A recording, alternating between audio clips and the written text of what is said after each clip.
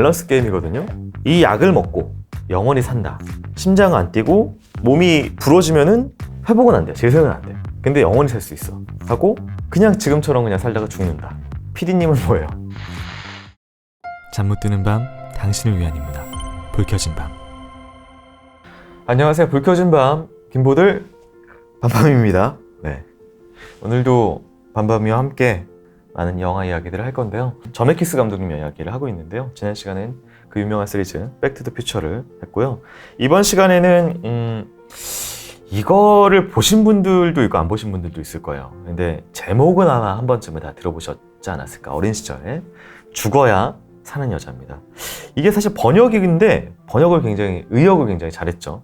네, 초월 번역이라고 하는데 보고 나면 이 제목이 너무 잘 어울려요. 죽어야 사는 여자. 같이 보시면서 이야기를 나눠볼까요?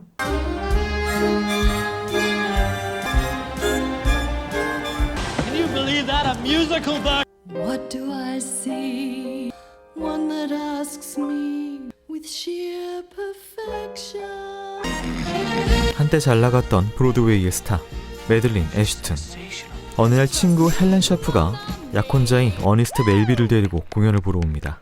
Mad! Mad, I'd like you to meet Dr. Ernest Manville. You're the plastic surgeon, You were so. but I'm starting to need you.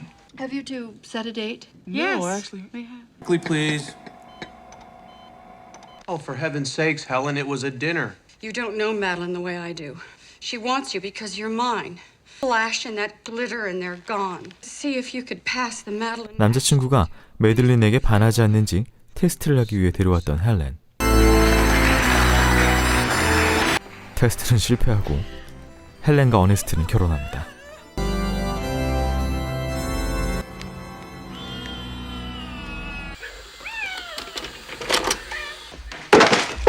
(7년) 후 엄청난 비만이 돼서 집에 틀어박혀 폭식을 하고 있는 헬렌.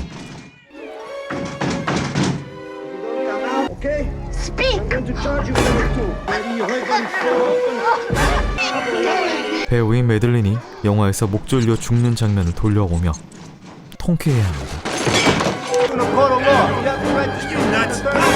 하지만 집주인에게 퇴거당하고 정신병원에 들어간 헬렌은 매들린에게 집착합니다. Madeline. 6 months of therapy, still talking about Madeline Ashton. Oh, for any of us to have a 의사가 고통을 주는 존재를 지우라는 이야기를 하자 헬렌은 정말로 매들린을 세상에서 지울 생각을 합니다. 이 세 분을 동시에 캐스팅을 했다. 메릴 스트립, 브루스 윌리스, 그 다음에 골디 혼. 대단한 거죠. 당시에 정말 잘 나가시는 배우분들이거든요. 예랑이라 그러죠. 예비 신랑을 데리고 이걸 보러 옵니다. 보러 온 이유는 하나예요. 이 헬렌이 젊었을 때 이 매들린한테 남자를 많이 뺏겼거든요. 마지막 테스트야. 예랑이를 데리고 왔는데 쟤한테 과연 안 남아갈까? 그러니까 제가 이 방송에서 몇 번을 얘기하지는 않았나요? 절대 남자를 테스트하지 마라. 실망만 했을 뿐이다. 결국은 와 너무 좋아해. 이걸 보면서 아니스트는 너무 호감을 표하죠. 그리고 나서 다음 컷이 결혼식입니다. 매들린하고 결혼해요. 바로 뺏기죠. 몇 초 걸리지도 않아요. 뺏기는데. 또다시 7년이 지나고 매들린은 모든 인기가 떨어져 버리고 늘어난 주름살과 처진 엉덩이를 탓합니다. Rest, special occasion. Work. 그리고 성형외과 의사에서 장례식 화장 전문가가 된 남편 어니스트와는 사이가 멀어집니다.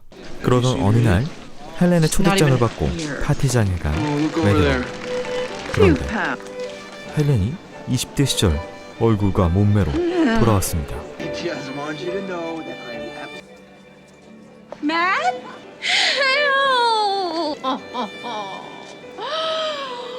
So how's it been? Ernest is so a happy dream. you both. Made me feel terrible. Life has turned out to be quite a party. No, Ernest. 잘 넘어가는 남자 어니스트를 다시 유혹하는 헬렌. 매들린은 질투에 휩싸입니다. 그러던 중 리프팅에 대한 꿀 정보를 듣게 되는 매들린. 리즐 폰누만이라는 여성에게 가면 노화를 감쪽같이 없애준다는 말을 듣고 그녀를 찾아가는데 시간이 흘러서 어떻게 됐냐면 매들린은 잘 나가긴 하지만 늙잖아요. 특히 여배우들 같은 경우는 이때는 더 그랬겠죠. 30대 초반, 중반 넘어가면은 이 얼굴이 노화가 시작되면은 안 찾기 시작해요. 하나하나. 그러면서 점점 불안해하죠. 이 매들린은. 나는 영원히 젊게 살고 싶은데 인기도 떨어지고 나 어떻게 해야 되지? 뭐 이런 상황이고. 리슬 폰누만이라는 사람한테 가서 무슨 희대의 리프팅인지 무슨 시술인지 도대체 걔한테 가면은 굉장히 젊어지더라, 고객들이. 그러면서 명함을 하나 줍니다. 그래서 이때까지는 아직 고민을 하고 있는데 또 반전이 오죠.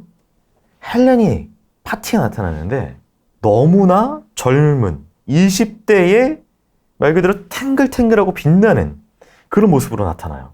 그러니까 외모가 관련된 영화니까 외모가 이렇게 역전이 되는 거죠.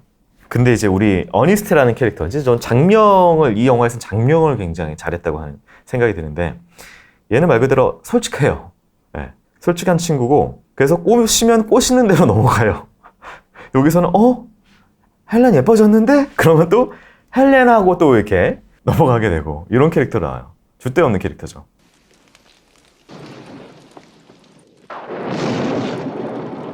That I've always thought yours. We are creatures of the spring, you and I. Natural law. Oh, screw the natural law! What you came for.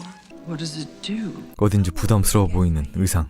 I am 17 하지만 years old. 리줄 폰누만의 약은 정말로 신기했습니다.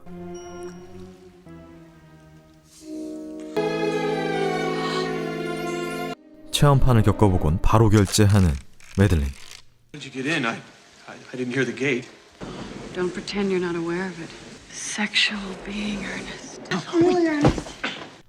한편 헬렌은 어니스트를 유혹하며 매들린을 없애자고 합니다. Take one of each kind of wine glass. Narcanol is a very powerful alcohol base. The Narcanol will be on the glass. Take her to the top of Mulholland Drive. We'll sit her up in the driver's seat. Just a little bit too much to drink. Clamp her hands on the steering wheel. We'll be so... 어니스트는 귀는 얇지만 담력은 없기 때문에 고민하고 갔는데 여기서 누가 나오냐면은 여러분들 이 배우 아는지 모르겠어요. 이사벨라 로셀리니라는 배우인데, 아버지는 말 그대로 로셀리니 감독님이에요. 그 유명한 이탈리아의.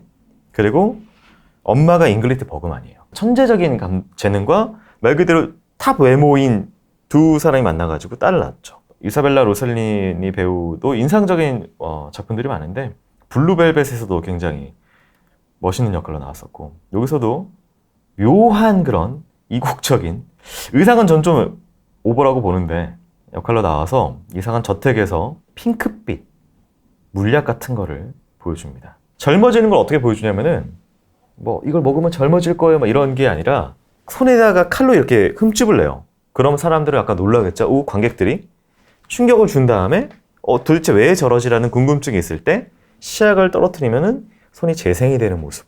잘린 것도 재생이 되는데 피부는 얼마나 재생이 되겠어요.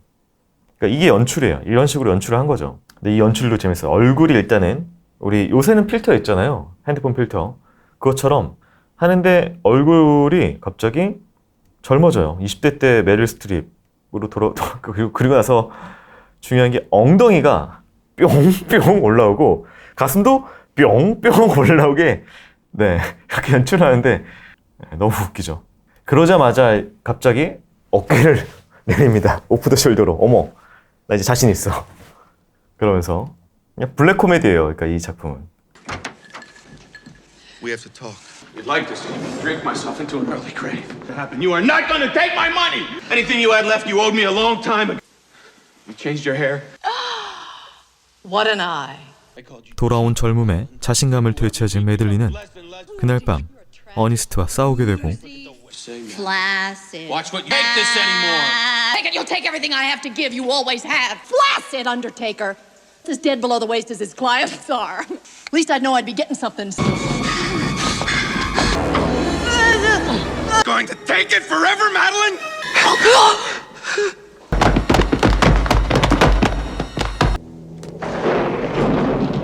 계단에서 밀리는 매들린.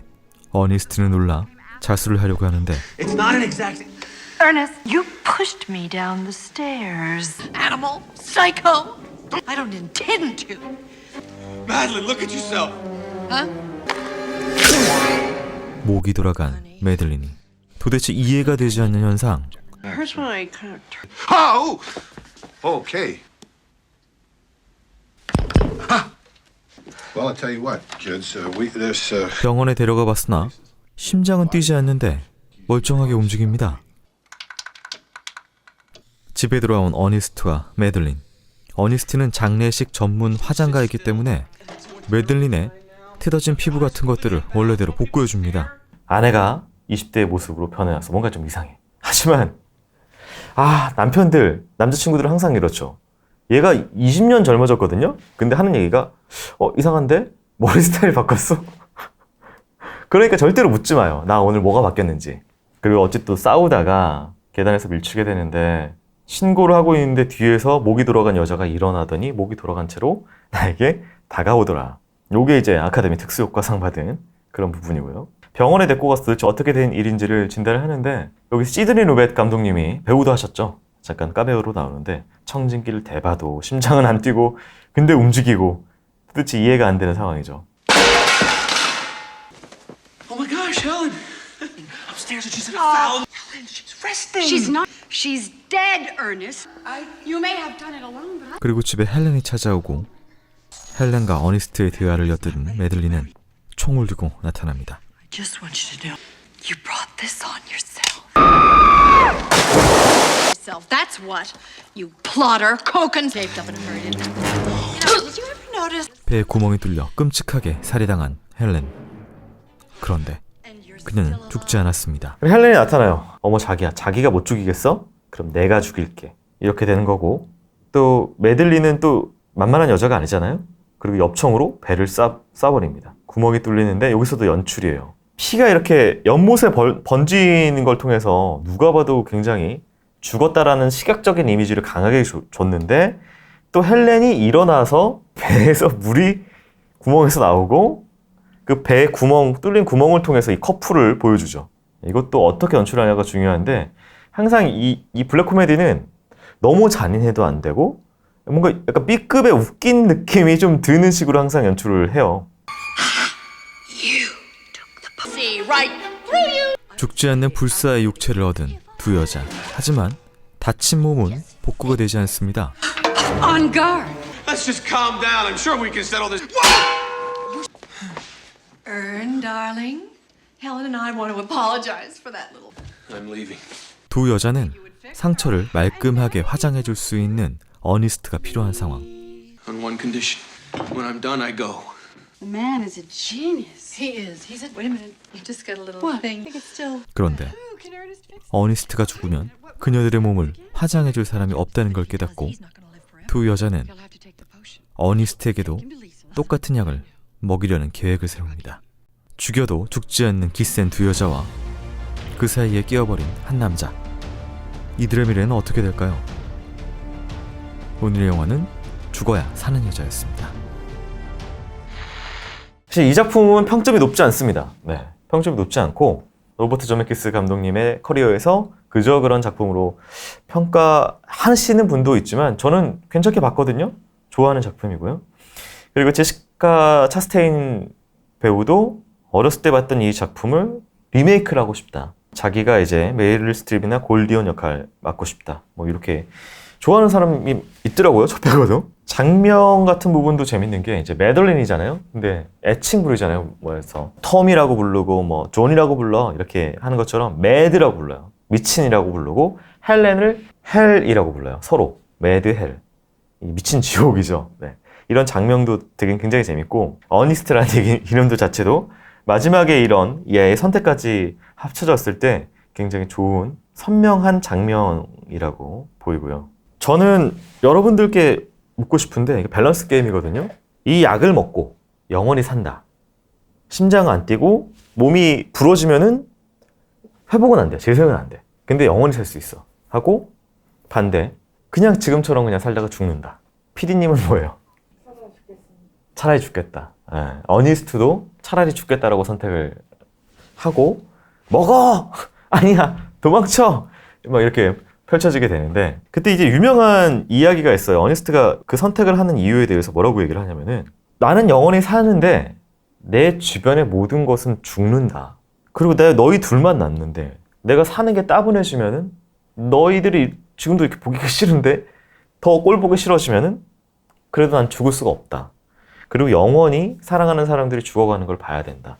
이거는 달콤한 꿈이 아니라 악몽이다 라고 이야기를 하거든요. 비슷한 주제 작품이 하이랜더라는 작품이 있어요.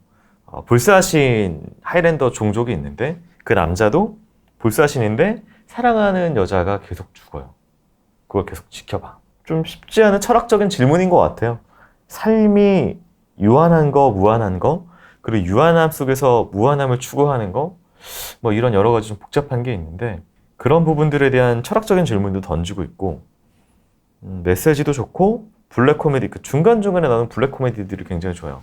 외모 지상주의, 서로 질투하는 부분들이나 이런 것들 여러 가지가 재밌는 부분들이 많이 나오고요. 브루스 윌리스 같은 경우에는 사실 기존에는 마초적인 캐릭터들을 굉장히 많이 하다가 이 작품에서 말 그대로 이미지 변신을 했는데 저는 굉장히 이런 어벙한 연기도 굉장히 잘하시더라고요. 말 그대로 센 여자 둘, 골디혼과 메릴 스트립은 와, 저 사이에 끼면은 죽겠다 싶은 정도로 연기 또 포스 있는 캐릭터로 연기를 잘 해주셨고 잠깐 지나가는 역할들, 아까 얘기한 이사벨라 로살린이라든지 뭐 그런 하나하나의 역할들도 인상적인 연기 연출도 굉장히 잘해 주셨던 작품인 것 같습니다. 지금 저메키스 감독님의 영화들을 이야기하고 있는데 저메키스 감독님 영화들이 초기에 2개를 제가 이제 골랐어요. 이제 후기의 작품들도 괜찮은 게 간간히 있긴 한데 물론 이거보다 뭐 포레스트 검프를 기억하시는 분들도 있을 거고 캐스터웨이를 기억하시는 분들, 그리고 비교적 최근작인 플라이트라는 덴젤 워싱턴이 나와서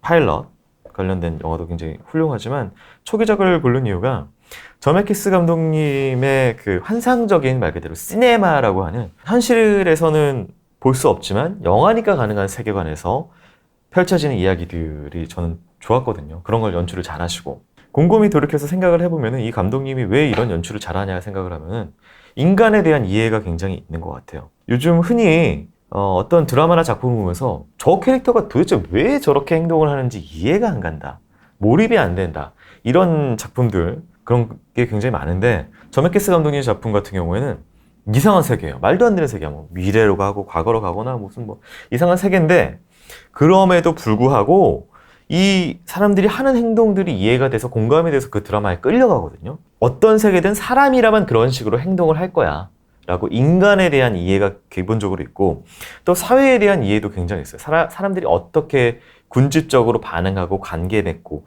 그런 것들이 특히나 이제 포레스트 검프 시대를 넘나드는 그런 극에서 각 시대별로 이 사람들이 이렇게 바뀌었을 때의 그 시대적인 상황과 터치 안에서 인간들이 이렇게 행동해 왔던 거 우리들도 주변에 보면서 알잖아요. 그 시대는 그렇게 행동했던 거 지금이랑 비교했을 때 섞으면 어떻게 될까, 그거를 굉장히 논리적으로 잘 펼쳐내는 그런 작품들을 잘 해냈기 때문에 우리가 저메키스의 그 환상적인 세계 안에서도 붕 떠있는 환상적인 이야기가 아니라 우리 땅으로 내려와서 우리 인간이 사는 세상의 이야기로 공감을 하고 이야기를 지켜볼 수 있는 것 같아요. 지난 시간에 얘기한 팀 버튼의 친구 데니 엘프만, 그 음악이 계속 받쳐주듯이 우리 저메키스의 친구 엘렌 실버스트리 음악 감독님이 항상 음악을 같이 하면서 그 환상적인 음악 세계를 영화에 더디펴나서 또 공감이 많이 됐던 그런 작품 연속이 되는 것 같습니다.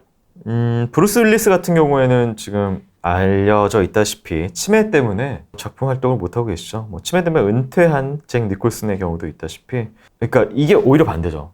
브루스 윌리스가 저렇게 왜 후진 작품을 많이 해? 그 질 떨어진 작품은 갑자기 이렇게 다작을 하지? 알고 보니까 치매였고 의견이 2개로 갈려요. 치매니까 어떻게든 마지막에 영화를 좀 더 많이 찍으려고 했었다라는 것이 하나 있고, 매니지먼트와 가족들이 그걸 치매인 걸 이용해서 굴려가지고 유진박처럼 작품 많이 찍어서 돈을 긁어내려고 하는 것이다, 이렇게 2개가 있었는데 안타까워요. 굉장히 훌륭한 배우거든요, 브루스 윌리스는. 스펙트럼도 사실 굉장히 이 작품을 통해서 보다시피 넓고, 근데 더 이상 볼 수 없다는 게 굉장히 안타깝고, 근데 뭐 또 배우와 감독의 좋은 점, 영화를 찍는다는 거의 좋은 점은 이게 박제가 된다는 거예요. 그 시절에 나의 머릿속에 있던 세계, 그리고 그 시절에 나의 연기가 박제가 돼서 그 시간 그대로, 그 세계 그대로가 필름에 남아있고 우리는 시간이 흘러도 그 작품을 보면서 이렇게 저메키스의 영화 세계관과 브루스 윌리스의 연기를 다시금 그때와 똑같은 모습으로 볼 수가 있는 그런 게 바로 영화의 장점이 아닌가 싶습니다. 오늘 작품은 블랙 코미디였습니다.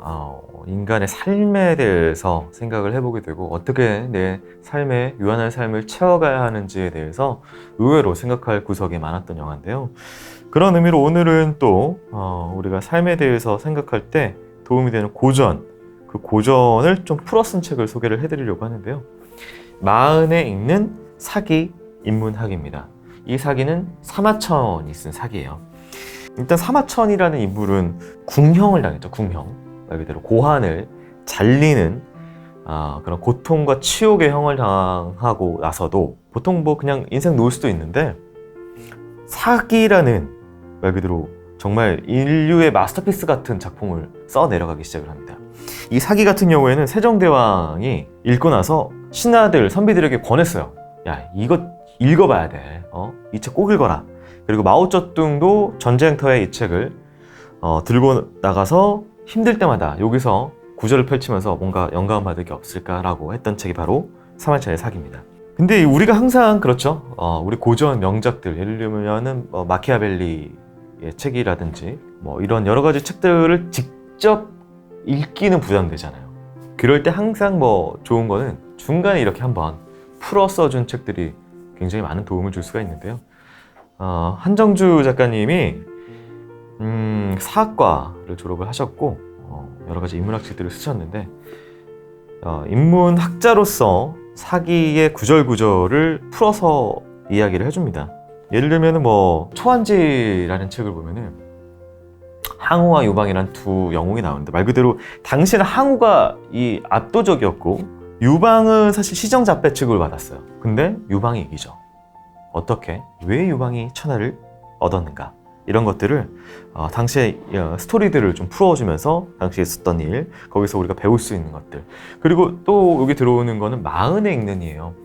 그러니까 좀 인생이 어느 정도 무르익었다라고 생각이 들 때 오히려 지식이 미천할 때는 굉장히 자신감이 있다가 지식이 어느 정도 채워지면 그때부터 자신감 갑자기 좀 잃거든요. 그러다가 다시 또 그게 자신감이 지식과 함께 다시 올라오는 그 그래프를 겪게 되는데 마흔이 그 정도의 나이인 것 같아요. 내가 안다고 생각했는데 내가 아는 게 아니었나?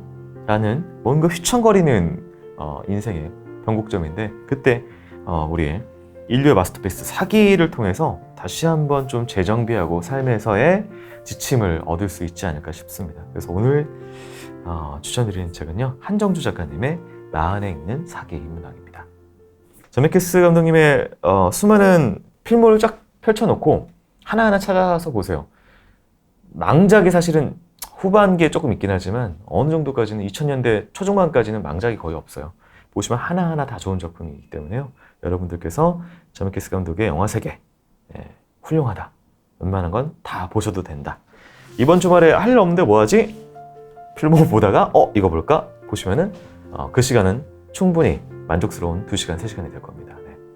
이렇게 오늘은 이야기를 이 정도 추천을 드리면서 마쳐보도록 할게요. 그러면 저는 또 다음 시간에 또 다른 감독님의 다른 영화 세계를 가지고 밤밤이와 함께 찾아오도록 하겠습니다. 네. 자, 저는 먼저 불을 끄도록 하겠습니다.